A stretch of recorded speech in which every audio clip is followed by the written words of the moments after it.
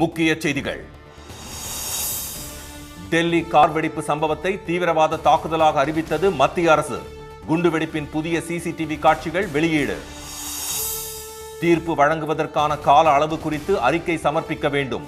அனைத்து உயர்நீதிமன்றங்களுக்கும் உச்சநீதிமன்றம் உத்தரவு. தமிழ்நாட்டில் இதுவரை 5 கோடி பேருக்கு எஸ்ஐஆர் படிவங்கள் விநியோகம். விண்ணப்பத்தை பூர்த்தி செய்ய தெரியாமல் மக்கள் தவிப்பு. ஊழல் வழக்கால் இஸ்ரேல் பிரதமர் பெஞ்சமின் நெதன்யாகு பதவிக்கு சிக்கல். மன்னித்து விடுவிக்குமாறு அந்நாட்டு அதிபருக்கு ட்ரம்ப் எழுதிய கடிதத்தால் பரபரப்பு.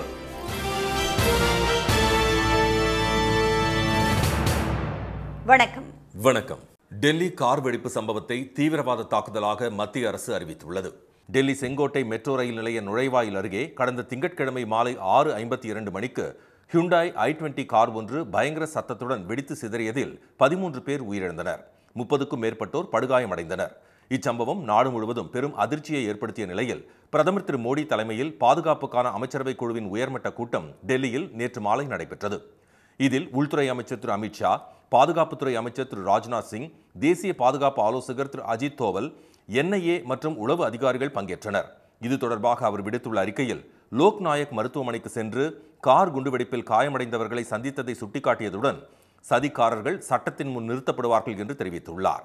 இந்நிலையில் பாதுகாப்பு அமைச்சரவை கூட்டத்தில் பங்கேற்ற பின் செய்தியாளர்களிடம் பேசிய மத்திய அமைச்சர் திரு அஸ்வினி வைஷ்ணவ், கார் வெடிப்பு சம்பவம் கோழைத்தனமானது என்றும் குற்றவாளிகள் அனைவரும் விரைவில் தண்டிக்கப்படுவார்கள் என்றும் கூறினார். The cabinet directs that the investigation into the incident be pursued with the utmost urgency and professionalism so that the perpetrators, their collaborators and their sponsors are identified and brought to justice without delay. The situation continues to be closely monitored at the highest levels of the government. தீவிரவாதம் எந்த வடிவில் இருந்தாலும் அதனை India சகித்துக் கொள்ளாது என்றும் நாட்டின் பாதுகாப்பை உறுதி செய்ய உரிய நடவடிக்கை எடுக்கப்படும் என்றும் திரு அஸ்வினி வைஷ்ணவ் தெரிவித்தார்.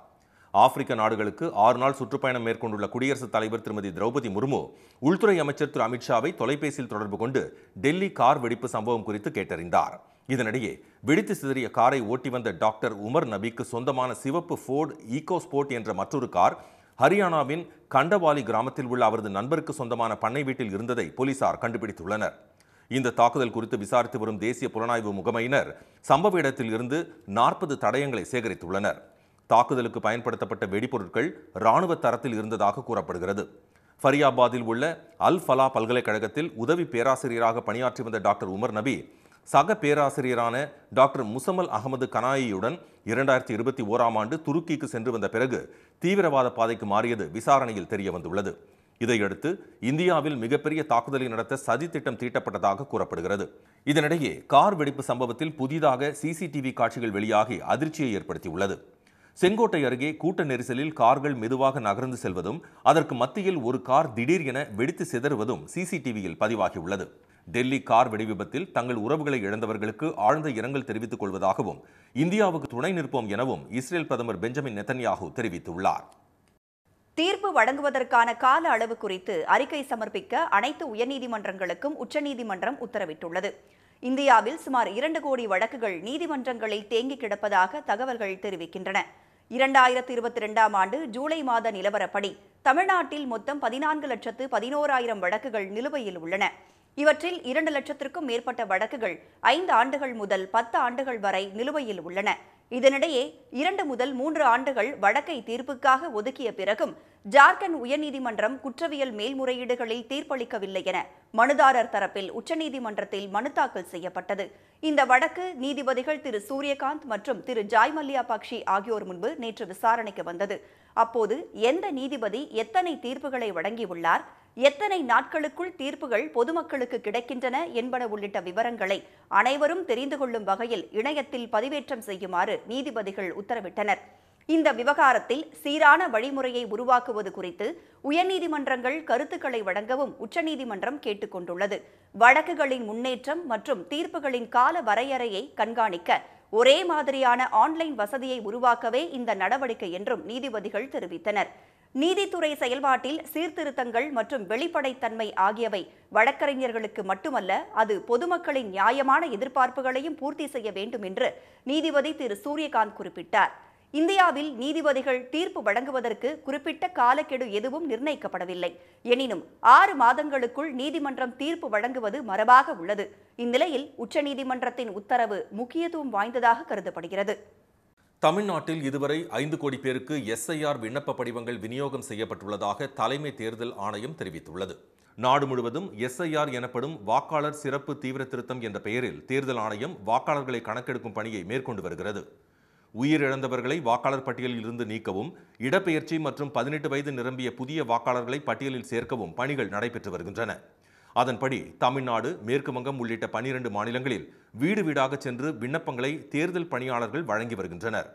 தமிழ்நாட்டில் மொத்தம் 6,41,00,000 வாக்காளர்கள் உள்ள நிலையில் இதுவரை 5 கோடி பேருக்கு, அதாவது 78.09% SIR படிவங்கள் வழங்கப்பட்டுள்ளதாக தேர்தல் ஆணையம் தெரிவித்துள்ளது. ஆனால் சென்னை உட்பட தமிழ்நாட்டின் பல்வேறு பகுதிகளில் இந்த படிவங்கள் தங்களுக்கு விநியோகிக்கப்படவில்லை என பொதுமக்கள் தரப்பில் குற்றச்சாட்டுகள் எழுந்துள்ளன. மேலும் வாக்காளர் பட்டியல் சிறப்பு தீவிர திருத்தத்தில் உள்ள குளறுபடிகளால் நகரத்தில் உள்ள மக்களே SIR படிவத்தை பூர்த்தி செய்ய முடியாத நிலையில் நீலகிரி மாவட்டம் கூடலூரில் போதிய கல்வி அறிவு இல்லாத பழங்குடியின மக்கள் அந்த படிவத்தை வைத்துக்கொண்டு என்ன செய்வது என தெரியாமல் தவித்து வருகின்றனர்.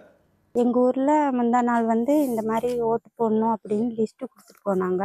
ஃபர்ஸ்ட் கொடுத்தது வேற மாதிரி இருந்துச்சு. இப்போ புதுசா இருக்கு. இதுல நம்ம அப்பா அம்மா ஓட் ஐடி, அப்புறம் முந்தைய ஓட்டு நம்ம பண்ண அந்த லிஸ்ட் எல்லாமே எழுதணும் அப்படின்னு சொல்றாங்க. ஆனா இது எங்களுக்கு என்ன பண்றதுன்னு தெரியல. அவங்களே ஃபில் பண்ணி வாங்கிட்டு போனா நல்லா இருக்கும். தமிழ்நாடு, குஜராத், ராஜஸ்தான் உள்ளிட்ட 12 மாநிலங்களில் வாக்காளர் பட்டியல் சிறப்பு தீவிர திருத்த நடவடிக்கையை கடந்த 4ஆம் தேதி முதல் தேர்தல் ஆணையம் நடத்தி வருகிறது. அதன்படி மாநிலம் முழுவதும் அரசியல் கட்சிகளின் பூத் ஏஜென்ட்டுகள் துணையோடு தேர்தல் ஆணைய அதிகாரிகள் வாக்காளர்களை கணக்கெடுக்கும் பணியை மேற்கொண்டு வரும் நிலையில் அதில் பல்வேறு குளறுபடிகள் இருப்பதாக பொதுமக்கள் தொடர்ந்து புகார் கூறி வருகின்றனர். படிவத்தை நிரப்பும் போது ஏதேனும் தவறு செய்தால் வாக்காளர் பட்டியலில் இருந்து தங்களின் பெயர் நீக்கப்படுமா என்ற அச்சமும் பொதுமக்களிடையே ஏற்பட்டுள்ளது. இஸ்ரேல் பிரதமர் பெஞ்சமின் நெத்தன்யாகுவை மன்னித்து ஊழல் குற்றச்சாட்டிலிருந்து விடுவிக்குமாறு அந்நாட்டு அதிபருக்கு அமெரிக்க அதிபர் ட்ரம்ப் கடிதம் எழுதியுள்ளது பரபரப்பை ஏற்படுத்தியுள்ளது. காசாவில் தொடர்ந்து 3 ஆண்டுகளுக்கு மேலாக இஸ்ரேல் தாக்குதல் தொடர்ந்த நிலையில் கடந்த அக்டோபர் மாதம் 10ஆம் தேதி முதல் போர் நிறுத்த ஒப்பந்தம் அமலுக்கு வந்துள்ளது. இதனிடையே இஸ்ரேல் பிரதமர் பெஞ்சமின் நெத்தன்யாகு தொழிலதிபர்களிடம் $2.5 லட்சம் மேல் லஞ்சம் பெற்றதாக 2019ஆம் ஆண்டு அவர் மீது இஸ்ரேல் நீதிமன்றத்தில் வழக்கு தொடரப்பட்டது. முறைகேடுகள் தொடர்பாக அவர் மீது மேலும் 2 வழக்குகளும் தொடரப்பட்டன. இந்த வழக்குகளில் விசாரணை நடைபெற்று வரும் நிலையில் குற்றச்சாட்டுகள் பொய்யானவை என்றும் எதிர்க்கட்சிகளின் திட்டமிட்ட சதி என்றும் நெத்தன்யாகு மறுத்து வருகிறார். இதனிடையே அவருக்கு ஆதரவாக இஸ்ரேல் அதிபர் ஐசக் ஹெர்சாக்கினுக்கு திடீரென ட்ரம்ப் கடிதம் ஒன்றை எழுதியுள்ளார். அதில் இஸ்ரேலின் இறையாண்மையை தாம் மதிப்பதாக குறிப்பிட்டுள்ள ட்ரம்ப், கடினமான போர்க்காலத்தில் தன்னுடன் இணைந்து காசா போரை நடத்திய நெத்தன்யாகு மீதான வழக்கு நியாயமற்றது என்று குறிப்பிட்டுள்ளார். பிணைய கைதிகளை திரும்ப கொண்டு வருவது மற்றும் அமைதி ஒப்பந்தத்தை இறுதி செய்வதில் அவர் சிறப்பாக செயல்பட்டதாகவும் ட்ரம்ப் தனது கடிதத்தில் பாராட்டியுள்ளார்.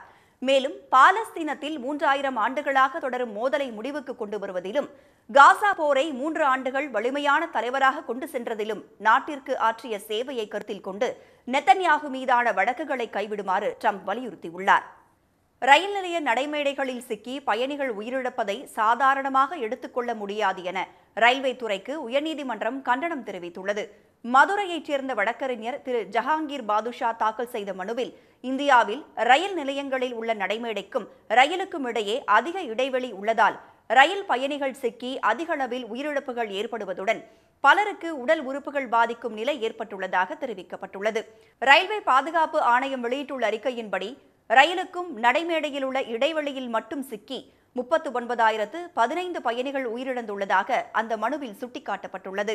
ரயில் நடைமேடைகளில் சிக்கியவர்களை மீட்கும் காட்சிகள் தற்போது சமூக வலைதளங்களில் அதிக அளவில் வைரலாகி வருவதாக குறிப்பிட்டுள்ள அவர், எனவே பயணிகளின் பாதுகாப்பு கருதி டெல்லி, சென்னை உள்ளிட்ட பெருநகரங்களில் இருக்கும் மெட்ரோ ரயில் நிலைய நடைமேடையைப் போல அனைத்து ரயில் நிலையங்களில் உள்ள நடைமேடையின் இடைவெளியை குறைக்க நடவடிக்கை எடுக்குமாறும், முதற்கட்டமாக பயணிகளை அதிகம் கையாளும் முக்கிய ரயில் நிலையங்களில் இந்த சீரமைப்பை தொடங்க உத்தரவிடுமாறு கோரியிருந்தார். இந்த மனு நீதிபதிகள் திருமதி அனிதா சுமந்த், திரு குமரப்பன் ஆகியோர் முன்பு நேற்று விசாரணைக்கு வந்தது. அப்போது ரயில்வே தரப்பில் இந்த விவகாரம் மத்திய அரசின் கொள்கை ரீதியான முடிவென்பதால் மனுதாரர் நிவாரணம் கோர முடியாது என வாதிடப்பட்டது. ஆனால் இதனை ஏற்க மறுத்த நீதிபதிகள் நடைமேடை இடைவெளியில் சிக்கி பல்லாயிரம் பயணிகள் உயிரிழந்திருப்பதால் இதனை சாதாரணமாக எடுத்துக்கொள்ள முடியாது என்று கூறினர். உயிரிழந்தவர்கள் சாதாரண பொதுமக்களே என்பதால் அந்த நடவடிக்கையை ரயில்வே நிர்வாகத்தின் கொள்கை முடிவாக ஏற்க முடியாது என கூறினர். வழக்கில் இந்திய ரயில்வே வாரியத்தை நீதிமன்றம் தாமாக முன்வந்து எதிர்மனுதாரராக சேர்த்த நீதிபதிகள் இந்த விவகாரத்தில் பாதுகாப்பு குறித்து என்ன நடவடிக்கை எடுக்கப்பட உள்ளது என்பது குறித்து ரயில்வே வாரியம் பதில் மனு தாக்கல் செய்ய உத்தரவிட்டு விசாரணையை தள்ளி வைத்தனர். சிவகங்கை மாவட்டம் திருபுவனம் வட்டாரத்தில் சிறு பாசன கண்மாய் புத்துயிர் ஊட்டுதல் திட்டத்தின் கீழ் கண்மாய்கள் சீரமைக்கப்பட்டதால் சிறிய கண்மாய்கள் பலவும் நிரம்பி கடல் போல காட்சியளிப்பது ரம்மியமாக உள்ளது. சிறு பாசன கண்மாய்களுக்கு புத்துயிர் ஊட்டுதல் திட்டத்தின் கீழ் மாவட்டத்தில் 442 கண்மாய்களில் உள்ள கருவேல மரங்களை 34 கோடியே 30,84,000 ரூபாய் செலவில் அகற்றும் பணி கடந்த ஜூன் மாதம் தொடங்கியது. அதன்படி திருபுவனம் தாலுகாவில் தூதை, வலையனேந்தல் உள்ளிட்ட 30 சிறு பாசன கண்மாய்களில் 2 கோடியே 77,69,000 ரூபாய் செலவில் வேருடன் கருவேல மரங்கள் அகற்றப்பட்டன. இதனை அடுத்து கடந்த மாதம் பெய்த கனமழையாலும் வைகை அணையில் இருந்து தண்ணீர் திறக்கப்பட்டதன் காரணமாகவும் தூதை மற்றும் வலையனேந்தல் கண்மாய்கள் நிரம்பி கடல் போல காட்சியளிக்கின்றன. கண்மாய்கள் நிரம்பியதை அடுத்து நெல், வாழை, கரும்பு என விவசாய பணிகளும் மும்முரமாக நடைபெற்று வருகின்றன. எங்களுக்கு பைபாஸ் பக்கத்தில் மேல கம்மாய் அமைஞ்சிருக்கு. அது சும்மா ஒரு 100 ஏக்கர் பரப்பில் உள்ள கம்மா. அது தூர்வாரின பின்னாடி நல்லாவே எங்களுக்கு தண்ணி தங்கி இருக்கு. அதுல இருந்து எங்களுக்கு பாசன வசதி ஒரு நெல் சுமார் ஒரு 100 ஏக்கருக்கு நெல், கரும்பு, தென்னை எல்லாம் சுற்றி ஒரு 100 ஏக்கர் பாசனத்துக்கு எங்களுக்கு நல்லா இருக்கு. அதுல எந்த மாற்றமும் கிடையாது. வருஷந்தோறும் எங்களுக்கு இப்படி மழை தண்ணி மாதிரி தான் நல்லா இருக்கும் விவசாயம். கருவேல மரங்கள் முழுமையாக அகற்றப்பட்டுள்ளதால் கண்மாயில் உள்ள தண்ணீர் வழக்கத்தை விட கூடுதல் நாட்கள் கிடைக்க வாய்ப்புள்ளதாக விவசாயிகள் தெரிவித்துள்ளனர். மேலும் கண்மாயில் கெண்டை, கெளுத்தி உள்ளிட்ட மீன்களும் அதிக அளவில் வளர தொடங்கும் என்றும் அவர்கள் கூறினர். நாமக்கல் மாவட்டம் குமாரபாளையம் உள்ளிட்ட பகுதிகளில் சட்டவிரோதமாக சாயக்கழிவுகளை வெளியேற்றிய 3 ஆலைகள் மீது மாசு கட்டுப்பாட்டு வாரிய அதிகாரிகள் நடவடிக்கை எடுத்துள்ளனர். குமாரபாளையம், பள்ளிப்பாளையம் உள்ளிட்ட பகுதிகளில் ஏராளமான சாய ஆலை நிறுவனங்கள் செயல்பட்டு வருகின்றன. அந்த நிறுவனங்களில் ஆயிரக்கணக்கானோர் பணியாற்றி வருகின்றனர். இந்த நிலையில் குமாரபாளையம் பகுதியில் உள்ள 2 நிறுவனங்களிலிருந்து முறைப்படி சுத்திகரிப்பு செய்யப்படாத சாயக்கழிவு நீர் சட்டவிரோதமாக இரவு நேரங்களில் காவிரி ஆற்றில் கலக்கப்படுவதாக மாவட்ட ஆட்சியருக்கு புகார்கள் வந்தன. அதன் அடிப்படையில் மாசு கட்டுப்பாட்டு வாரிய அதிகாரிகள் நேற்று திடீர் ஆய்வு நடத்திய போது சாயக்கழிவு நீரை சட்டவிரோதமாக காவிரி ஆற்றில் வெளியேற்றியது தெரியவந்தது. இதனையடுத்து அந்த 2 நிறுவனங்களின் மின்சார இணைப்பு துண்டிக்கப்பட்டது. இதேபோல் பள்ளிப்பாளையம் சமயசங்கிலி கிராமத்தில் ஏற்கனவே மின் இணைப்பு துண்டிக்கப்பட்ட சாய ஆலையில் இரவு நேரத்தில் ஜெனரேட்டர் உதவியுடன் ஆலையை இயக்கி சுத்திகரிப்பு செய்யப்படாத கழிவு நீரை வெளியேற்றியது கண்டுபிடிக்கப்பட்டதை அடுத்து அந்நிறுவனத்திற்கு சீல் வைக்கப்பட்டுள்ளது. திண்டுக்கல் ஒட்டன்சத்திரம் காய்கறி மார்க்கெட்டில் முருங்கைக்காய் வரத்து குறைந்துள்ளதால் விலை கிடுகிடுவென உயர்ந்துள்ளது. ஒட்டன்சத்திரம் மற்றும் சுற்றியுள்ள அம்பிளிக்கை, ஓடைப்பட்டி, சின்னக்காம்பட்டி, கப்பல்பட்டி, கள்ளிமந்தயம் உள்ளிட்ட பகுதிகளில் விவசாயிகள் அதிக அளவில் முருங்கை சாகுபடி செய்துள்ளனர். கடந்த 1 மாதமாக கிலோ 50 ரூபாய் என்ற அளவிலேயே விற்பனையாகி வந்த நிலையில் முருங்கையின் சீசன் குறைய தொடங்கியுள்ளது. இதனால் சந்தைக்கும் வரத்து குறைந்து முருங்கை விலை கிடுகிடுவென உயர்ந்து கிலோ 85 ரூபாய்க்கு விற்பனையாகி வருவதாக வியாபாரிகள் தெரிவித்துள்ளனர். முன்னாடி ஒரு 50 ரூபா 55 ரூபாயில இருந்துச்சு. இப்போ இன்னைக்கு விலை 85 ரூபா வரைக்கும் போயிருக்குது. போன வாரத்தில் இது மழை தள்ளி போனதுனால முருங்கை அப்படியே வந்துட்டு இருக்குது. இல்லைன்னா இந்நேரம் முருங்கை சீசனே முடிஞ்சிருக்கும். அதனால விலைவாசி இன்னும் கூடுறதுக்கு தான் வாய்ப்பு இருக்கு. திருமணம் உள்ளிட்ட சுப நிகழ்வுகளால் வரும் நாட்களில் முருங்கை விலை மேலும் உயரக்கூடும் என்று ஒட்டன்சத்திரம் வியாபாரிகள் தெரிவித்தனர். கார்த்திகை தீபத் திருநாள் வரவுள்ளதை அடுத்து மானாமதுரையில் கலைநயமிக்க அகல் விளக்குகள் தயாரிக்கும் பணி தீவிரமடைந்துள்ளது. மானாமதுரையில் 300க்கும் மேற்பட்ட மண்பாண்ட தொழிலாளர்கள் உள்ளனர். கார்த்திகை தீபத் திருநாள் அடுத்த மாதம் 3ஆம் தேதி கொண்டாடப்பட உள்ளது.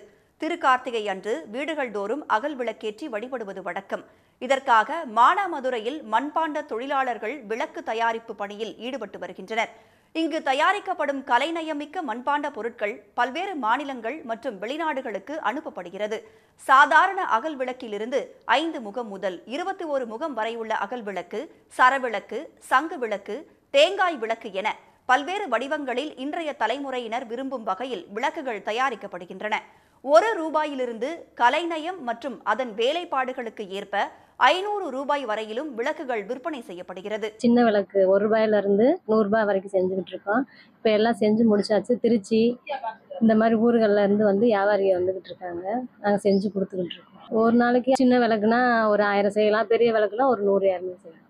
தயாரிக்கப்படும் மண்ணால் ஆன அகல் விளக்குகள் சூளையில் வைத்து சுடப்பட்ட பின்பு விற்பனைக்கு அனுப்பப்படுகின்றன.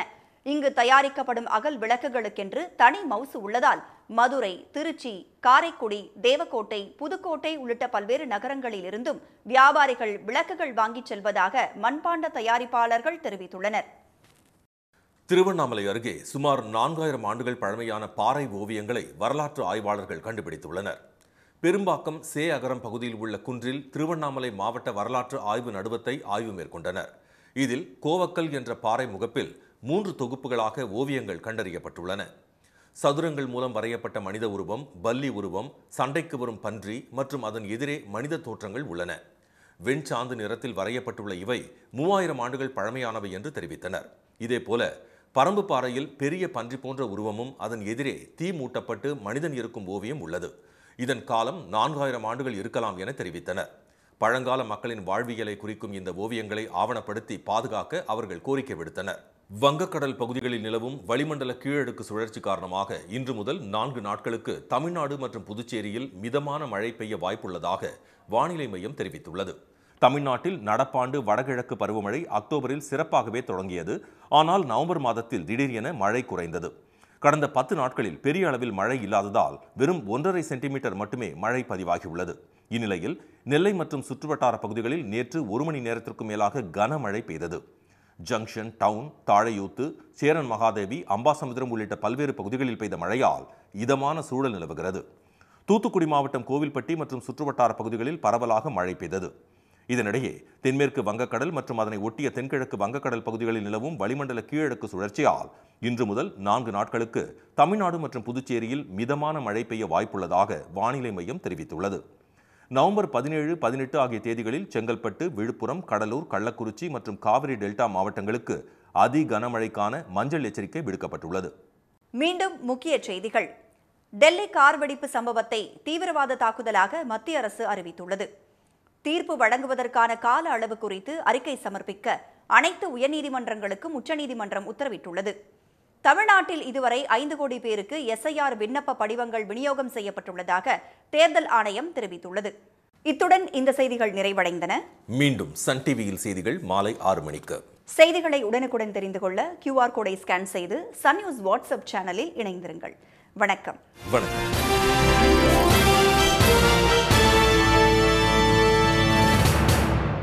உடனுக்குடன் செய்திகளை தெரிந்து கொள்ள சன் நியூஸ் பெல் ஐகானை கிளிக் பண்ணுங்க.